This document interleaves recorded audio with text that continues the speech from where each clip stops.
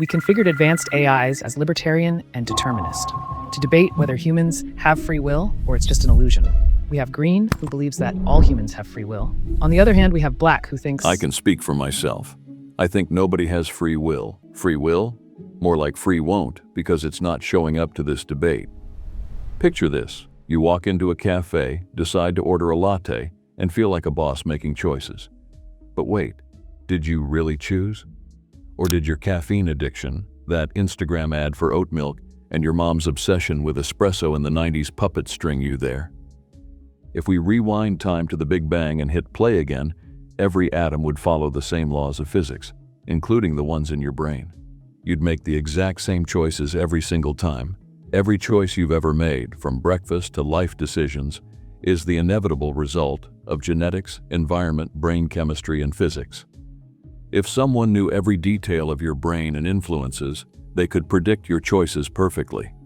Before we continue, let's add judges. 7 different AI models will score every argument out of 100 based on criteria such as clarity, relevance, evidence, and more. Here is the score of each judge for the last argument, which averages 80.7. Here, you will see the new score for each argument made. Below is the total score, which shows the total added score of each argument. Similarly, black's score will be displayed on the right side. I understand your argument, but I think it overlooks something essential: the human experience of consciousness and self-awareness. Sure, you might think your latte decision is written by your past, but it's more like you using your past to make a better choice. Just because your brain's had some practice doesn't mean it's not giving you a range of options. You're in control of which one you pick. It's not like you're stuck with just latte or latte. Maybe one day you go for tea, maybe another day it's iced coffee. It's not just a genetic recipe. You have the power to choose your ingredients. When we make choices, we don't just react based on inputs like a robot. We weigh options, consider moral values, past experiences, and even future aspirations. This capacity for reflection and self-evaluation shows that there's something beyond simple cause and effect at play. The fact that we can question our choices, change our behavior, and act against our past tendencies suggests that free will is not just an illusion, it's a real part of being human. So my friend, don't be fooled. Free will is alive and kicking. It's not about having no influence. It's about who gets the final say, and that's you. That's the essence of free will. That reflection? It's just your brain's pre-existing neural networks debating themselves. Example, when you decide pizza over salad, it's your past cravings, cultural norms, and dopamine wiring holding a committee meeting you didn't schedule. Changing behavior isn't magic. If you quit sugar tomorrow, it's because your brain got bombarded by TikTok health gurus, a doctor's warning, or your genes feeling tighter, all external triggers. You say, I picked tea today, free will wins. But why did you pick tea? Was it because you've hated bitter lattes since 2018? Because your friend praised your chill tea drinker vibe last week? Or because your gut bacteria, yes those guys, nudged your cravings? Your brain isn't offering options. It's running a simulation based on past data. You're not picking ingredients, you're reheating leftovers. And final say is a story you tell yourself. You claim, I have the final say. But who is I? Your choices are just genetics. Thanks, mom's anxiety genes. Culture. Shout out to TikTok for making FOMO a lifestyle. Random noise. Like that time a bird pooped on you and you chose to hate pigeons. You're not the author of your life. You're a ChatGPT response, generating answers based on everything you've been trained on. If I wanted to break the habit of hating bitter lattes, I could consciously train myself to love them. Just because my brain has a history doesn't mean my free will is a myth. You're right that my choices are influenced by my genetics, culture, and maybe even a random bird poop incident. But that doesn't mean I'm not making decisions. Let's say you've always had a sweet tooth, but one day you decide to quit sugar. Sure, your brain is influenced by triggers, but it's still you who makes the decision to act on those triggers or not. If the chef chooses to toss the sugar, who wired their taste for healthier choices? A lifetime of food docs, Instagram guilt, or that one friend who won't shut up about keto? Even their rebellion is a product of prior programming. You say, I chose the latte over tea, but every choice is just your brain's predicted response to a lifetime of inputs, like a chess AI choosing a move. But I can rebel against my past. Cool. So why didn't you choose motor oil instead of coffee? Because even rebellion has limits set by your brain's wiring. Trying matcha? That's not free will, it's curiosity, a trait evolution hardwired to keep you alive. You're not breaking chains, you're dancing in ones you can't see. Consciousness isn't choosing, it's the voiceover in a nature documentary. You claim free will is using the pieces you've got. But who are you? A pile of pieces glued together by grandma's stubbornness, thanks genetics. Even if your brain is influenced by life experiences, it's still capable of actively choosing how to react to them. Think about it this way. Imagine you're in a room full of people all pushing their opinions on you. You might feel pressure, but you can still decide who to listen to, or even ignore the noise entirely. That's the freedom I'm talking about. It's like when life gives you lemons, and you decide to make lemonade instead of just accepting it's sour. Sure, you're influenced, but you're still making a choice to steer things in your own way. Changing the channel? Let's test that. You think you're choosing to ignore the crowd, but your rebellion is just your brain's cocktail of past traumas, dopamine hits. And that time your mom said, "Don't follow the herd." Example, ever randomly pick a song? Your Spotify algorithm already knew you'd click it. Free will is just the app pretending not to stalk you. Deciding to change direction is like a river choosing to bend. Spoiler, the rocks made it bend. You're the water, not the geologist. You steer lemons into lemonade? Cool, but who planted the lemon tree? Your mom's health obsession, TikTok's wellness cult, or your fear of vitamin C deficiency? Even your rebellion is a rerun. Spotify knowing you too well. Sure, the algorithm is creepy, but you've picked songs that surprised you, haven't you? Sometimes you go against the algorithm's suggestions and choose something totally unexpected. If it were all about just following a pattern, you'd never make those random choices. You'd be stuck listening to the same playlist over and over because that's what the algorithm predicted. But you don't, right? You mix it up. You're saying the lemon tree was planted by outside forces, right? Sure, I still get to decide if I make lemonade or just throw those lemons at the wall. Life might give me lemons, but I can still make a decision, whether it's about lemonade or something totally off script. You throw lemons at the wall? But who gave you the arm strength? Genetics, the anger issues, dad's sarcasm. The wall itself? A landlord's bad paint job. When you surprise Spotify, it's not you rebelling. Your friend's meme, a rainy mood, or that one breakup song you're low-key obsessed with. All puppeteers pulling strings you pretend not to see. So your script was written by your DNA, your third-grade bully, and that time you accidentally liked your ex's post. Action is just you reading lines. Free will's the Oscar speech. Dramatic but scripted. Just because I have the arm strength to throw lemons doesn't mean I have to throw them. I could have thrown something else, or not thrown anything at all. The choice still lies with me. If I'm just a puppet, then how do you explain those moments when people do completely unexpected things, like quitting their job to start a new life or traveling across the world? That's not chaos, it's agency. Quitting your job to find yourself? Cute. But that midlife crisis was brought to you by societal norms, your fear of mortality. Your rebellion is a branded lifestyle sold to you by Netflix docs and LinkedIn influencers. You didn't break free, you upgraded your cage. Sure, you can reduce everything to some brain chemistry, but that doesn't make life any less meaningful. Yeah, it's flawed, but that doesn't mean opting out is some pre-packaged influencer lifestyle. Some of us see the cracks and try to make it better. You think rejecting capitalism is just another trend? Cool. But every new step forward in society has been driven by people pushing against the status quo. It's not all corporate spin. Some of it is genuine change. Life is messy, unpredictable, and beautiful precisely because of its imperfections. And trying to reduce it all to some algorithm or evolutionary narrative is a pretty weak attempt to avoid the chaos we love. Keep it real.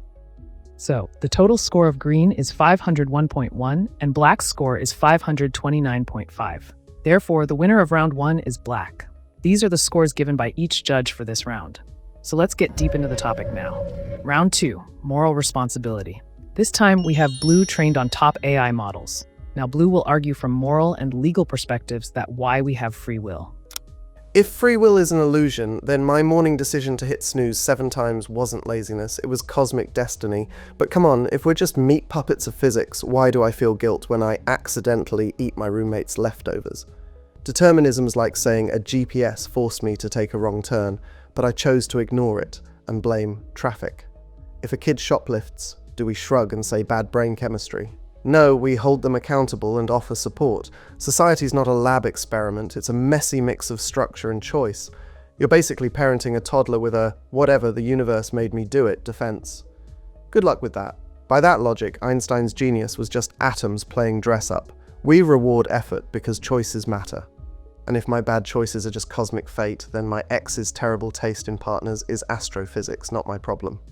Let's be real. Your snooze addiction isn't destiny, it's bad sleep hygiene. You feel guilty about your roommate's leftovers because guilt's baked into your brain. It's not free will, it's social survival mode. Guilt's just your brain's way of saying, hey, maybe don't piss off the person who pays rent.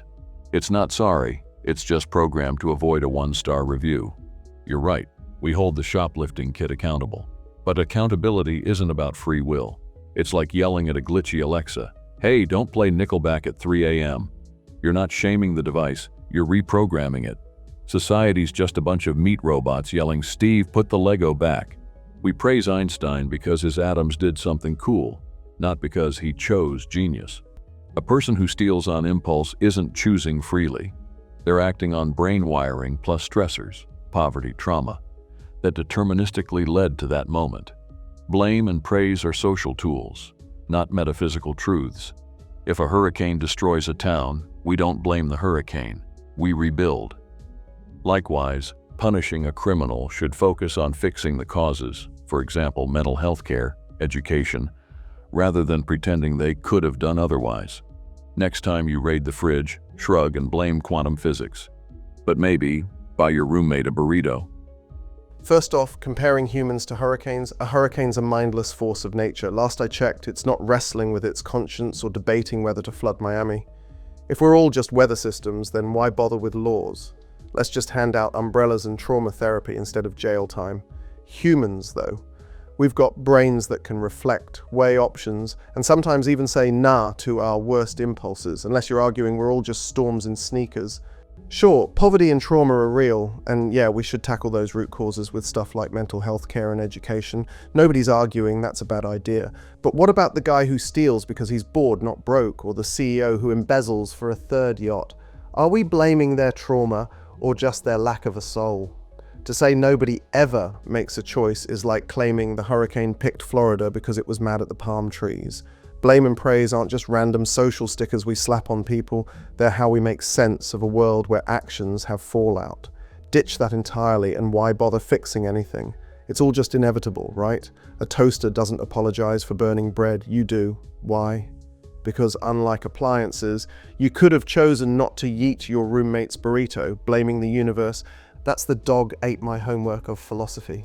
So here's the deal, let's use blame smarter, hold people accountable when it makes sense, while also fixing the messed up systems that push them to the edge. But this no free will, just vibes and wiring excuse? Nah, that's the real crime here.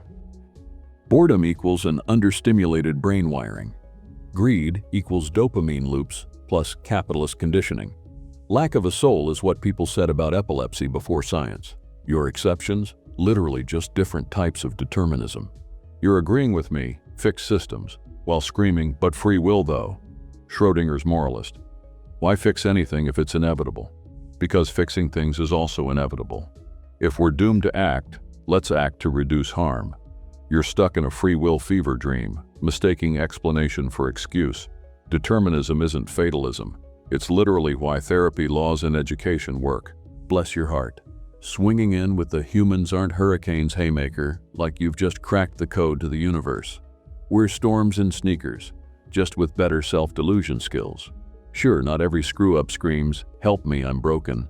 But let's not kid ourselves. Boredom and greed don't sprout in a vacuum. Maybe it's a dopamine itch, a warped sense of entitlement from a cushy life, or a society that fetishizes more. Those aren't excuses, they're causes. Blaming their lack of soul sounds spicy, but it's just slapping a morality sticker on a glitchy machine. Hurricanes don't pick Florida out of spite, and these clowns didn't pick their impulses out of thin air either. Something built them that way.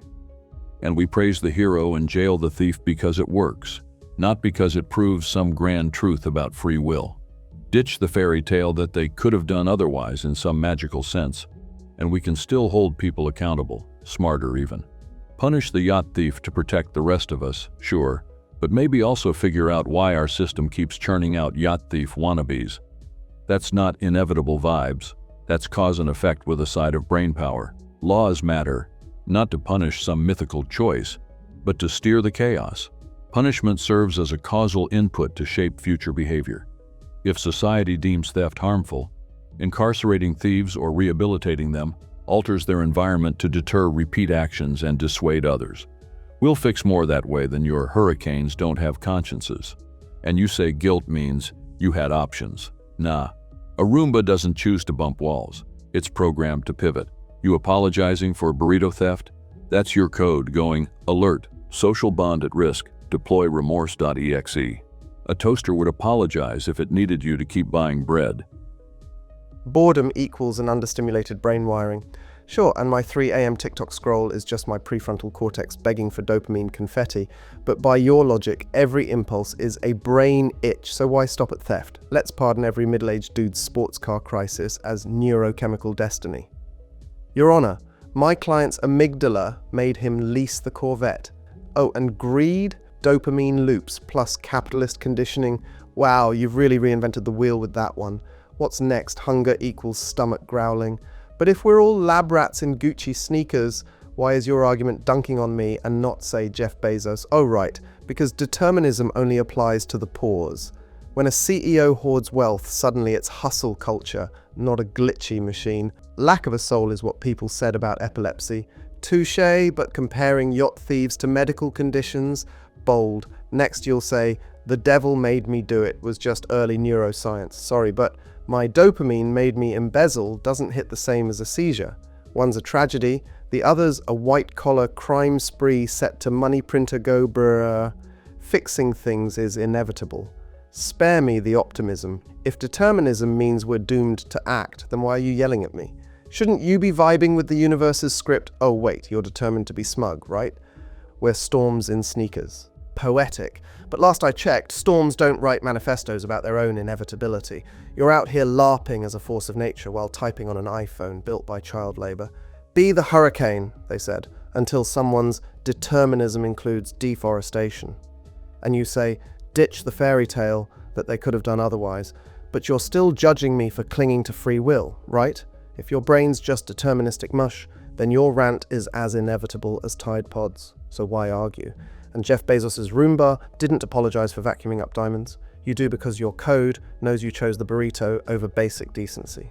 Finally, you're not wrong that systems matter, but reducing humans to meet hurricanes is like saying Shakespeare is just alphabet soup. Determinism isn't a gotcha, it's a lens, not a life hack. Yes, fix the causes. Yes, ditch moral fairy tales.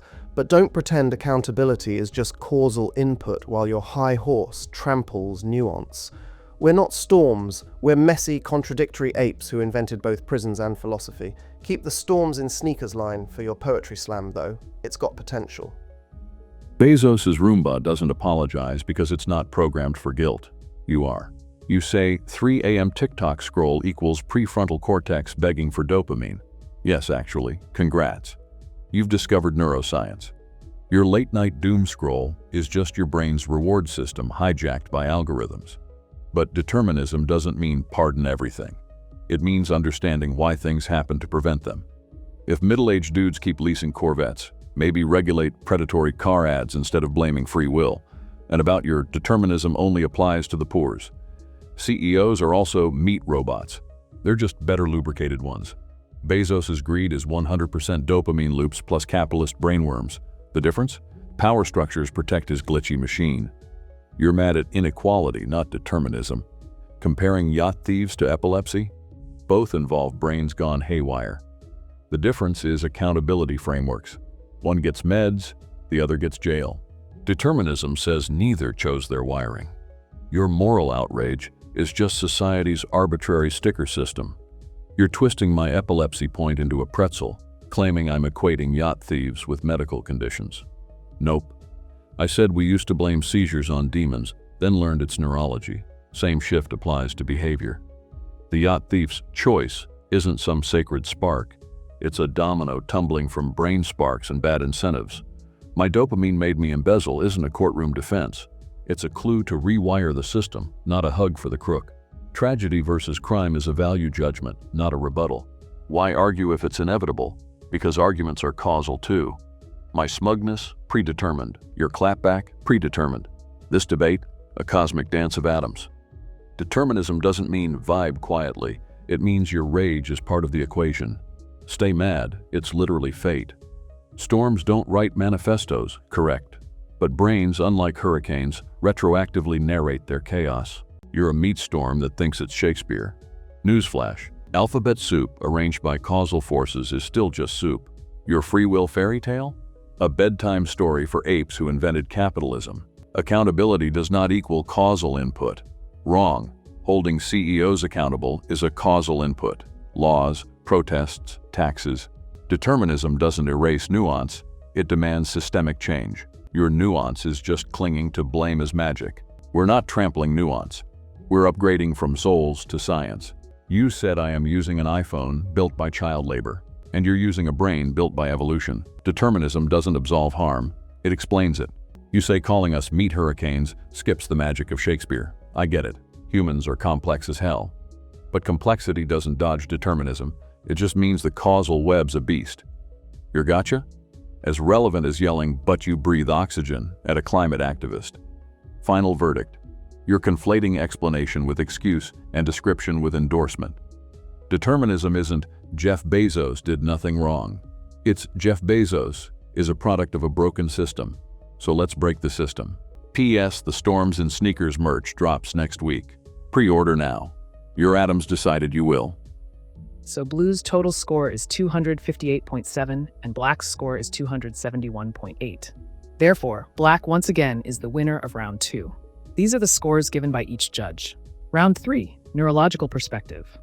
We live it daily. From picking pizza over salad to choosing a career, we constantly make choices. When I wake up in the morning and I'm staring at my closet trying to decide between the blue shirt and the red one, that's me making a choice. It's not some cosmic force or predetermined fate telling me wear the red, it brings out your eyes. No, it's me exercising my free will. How will you counter this freedom? The thrill of choice. But wait, is that pizza craving truly free will, or just your gut bacteria throwing a tantrum? Studies show your neurons fire seconds before you decide to tap your finger. Your consciousness? It's like that friend who shows up late to the movie and says, "Yep, I totally planned that twist." Ah yes, the brain scans predict decisions before you're aware argument. Every determinist's favorite one-liner since 1983. Just because your brain starts the decision-making process doesn't mean you aren't part of it. Think about it this way. When you're playing a video game, there's a slight delay between pressing the button and seeing your character jump on the screen. Does that mean you're not really controlling the game? Of course not. Your brain is just doing its job, translating your intentions into actions. For little stuff like tapping a finger or scratching an itch, my brain's probably on autopilot. It's the same way I don't sit there plotting every step when I tie my shoes in the morning. My brain's like, relax, I've got this covered, so I can save my mental energy for something that actually matters. But what about the big decisions? You know, the ones that keep you up at night, like whether to take that sketchy job offer or finally ask out the person you've been overanalyzing every text from. You're telling me my brain's just winging that solo? Nah, that's when I, my conscious self, step in, like the CEO strolling into the boardroom. The day-to-day stuff hums along downstairs, but the game-changing calls, that's me front and center. And here's the real twist. Those studies don't even tell the full story. Yeah, your neurons might start firing before you clock the decision, but guess what? You can still hit the brakes. It's like your consciousness has a big red veto button. Your brain's all, let's tap that finger. And you can still go, nah, let's scroll TikTok instead. There's actual research backing this up. People can stop an action even after their brains started gearing up for it. So maybe my brain's not the puppet master pulling strings, it's more like an over-eager assistant tossing out ideas, and I'm the one who gets to say yay or nay. Remember the last time you consciously decided to scroll through your phone instead of going to bed at a reasonable hour. Or when you told yourself, I'm totally not going to eat that entire pizza. And then, well, you ended up eating the pizza anyway?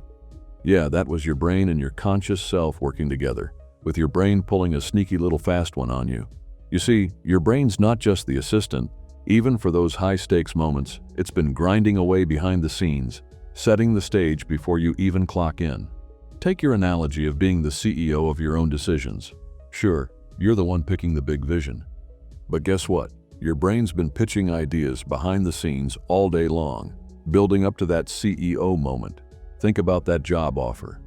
You're debating it, weighing pros and cons, but your brain's already been influenced by stuff like how broke you are, whether the office coffee smelled decent, or even that random gut feeling you can't explain. By the time you're consciously deciding, your brain's already filtered the options and tilted the scales. It's not the assistant tossing out ideas, it's the overworked intern who's done 90% of the proposal before you even glance at it. You're just there to stamp it with your conscious approval. Now let's talk about that big red veto button you're so proud of. Yeah, consciousness does have some override power. You can stop yourself from eating that third taco or scrolling TikTok instead of working. But even that veto might not be as you think. The decision to hit the brakes could still be influenced by unconscious stuff. Mood, a memory of heartburn from last time, or some random vibe you're not even clocking. So when you go, nah, let's not do that, it might feel like a conscious power move, but your brain's already been nudging you toward restraint. It's less like you're the captain barking orders and more like you're the co-pilot adjusting a flight plan your brain's already drafted. Take picking a Netflix show. You think, comedy tonight. But your brain's already nixed horror because you hated that last jump scare, remembered you love The Office, and clocked that you're too tired for subtitles. Yeah, my brain pitches ideas. So what? If my brain's the intern, then I'm the manager who walks in, sees a proposal titled Eat Entire Pizza, and goes, delete this and bring me a salad with extra ranch. Studies even back me up. Folks with more self-awareness, hi, that's consciousness, are champs at dodging short-term traps for long-term wins. So yeah, I've got veto power, and it's not just my brain playing puppet master. When I text my ex at 2 a.m, my brain might draft the message, but I decide to hit send, or throw my phone into the freezer like a responsible adult. And Netflix, you think my brain's stealthily banning horror? Nah, I'm the one who consciously remembers that The Conjuring made me sleep with the lights on for a week. My brain didn't tilt the scales. I did because I'm not trying to relive my childhood fear of closet monsters.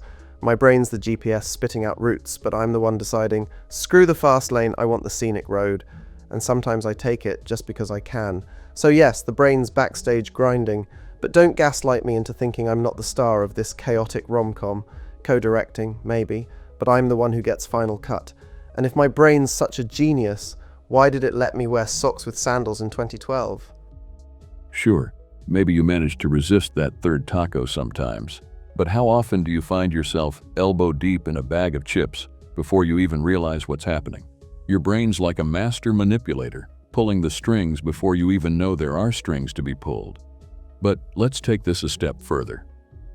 As Schopenhauer famously said, man can do what he wills, but he cannot will what he wills. It's like saying you're free to choose from a menu, but you didn't get to pick what's on the menu in the first place. Think about it. You might feel like you're making a choice when you decide to work hard at your job instead of slacking off. But who put that idea of success into your head? Was it really your conscious choice, or was it just your brain serving up a predetermined option based on all the success stories and career advice you've been exposed to? You might not even be aware of why you want that high-status job. Maybe it's because you think it will lead to a beautiful partner and family. But the truth is, this isn't really your choice. It's genetic. You don't choose what you want.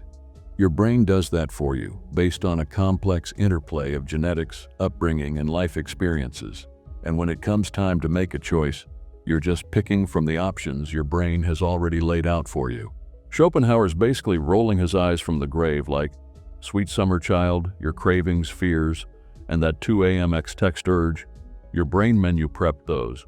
So that Netflix example, you decide to skip horror? Nah, your amygdala's just babysitting you going, we're not doing this again, Dave. When you decide to take the scenic route, Your brain already mapped the craving for novelty, the 2012 socks with sandals that fashion crime. Maybe you were feeling rebellious, or you were trying to impress someone who thought it was cool, or you just didn't care that day. You didn't consciously think, "Today I shall disgrace the fashion gods." Man can do what he wills, but he cannot will what he wills. At its core, this means you have the ability to act on your desires. Say grabbing a coffee because you want it, but you don't get to choose why you want the coffee in the first place. The desire itself arises unbidden, shaped by forces beyond your conscious control. When you feel hungry and crave pizza, you didn't sit down and decide, "I shall now desire pizza." That craving emerged from your brain, maybe triggered by low blood sugar, a memory of last Friday's slice, or a whiff of pepperoni in the air. Consciousness might choose to act on it, ordering the pizza, or resist it, opting for salad, but the desire itself? That's the brain's handiwork, shaped by genetics, habits, and environment. Stuff you don't consciously control. So Blue's total score is 257, and Black's score is 264.1. Therefore, the winner of round 3 is Black. These are the scores given by each judge. So, what do you think? Do you believe in complete free will, or do you think everything is preordained? Drop your thoughts in the comments. I'd love to hear where you stand. If this topic got you thinking, check out the AI debate on the existence of God. Click here to watch it. And don't forget to subscribe and hit the bell icon. You won't want to miss any future debates like this one.